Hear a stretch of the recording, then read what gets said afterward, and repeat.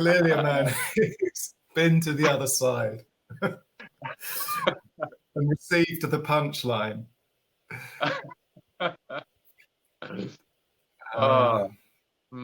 As I have a couple of times. But sometimes it doesn't seem so funny, right?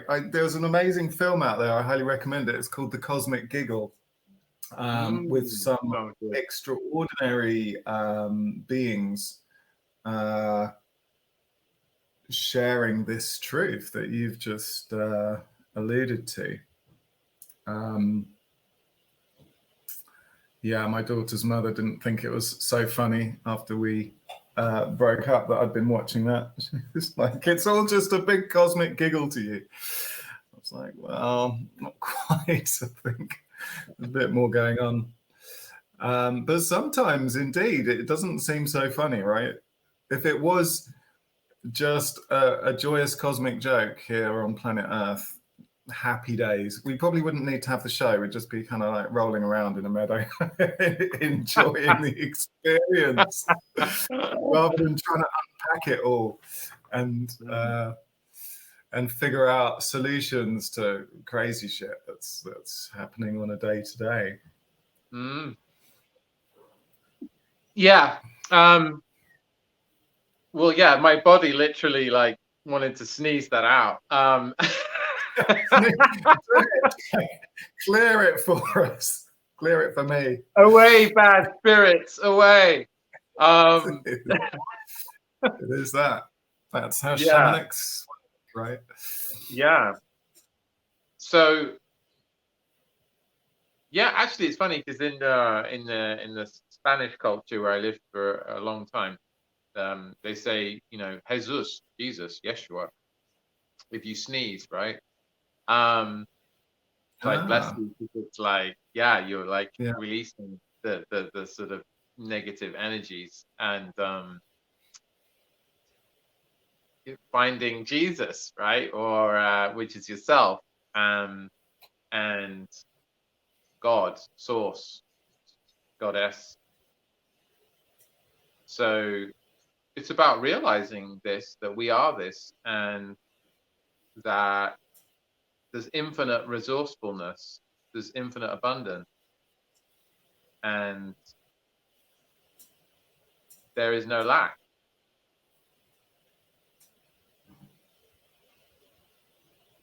And just realizing it's a state of consciousness, and it's a choice, always a choice, and we get to make that choice in every new moment.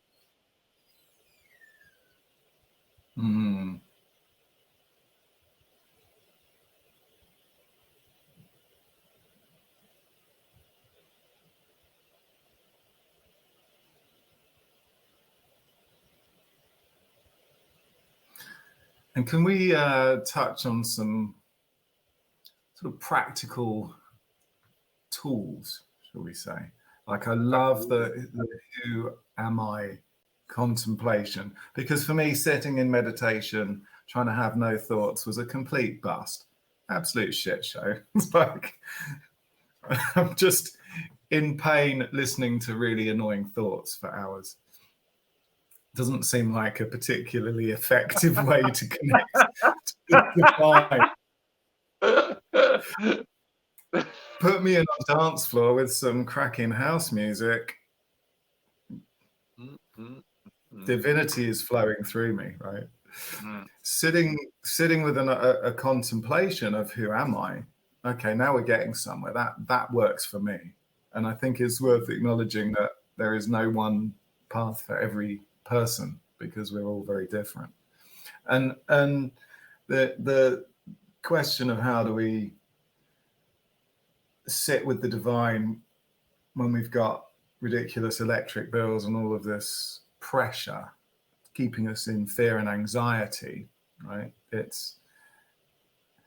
It takes some tips and tricks, shall we say?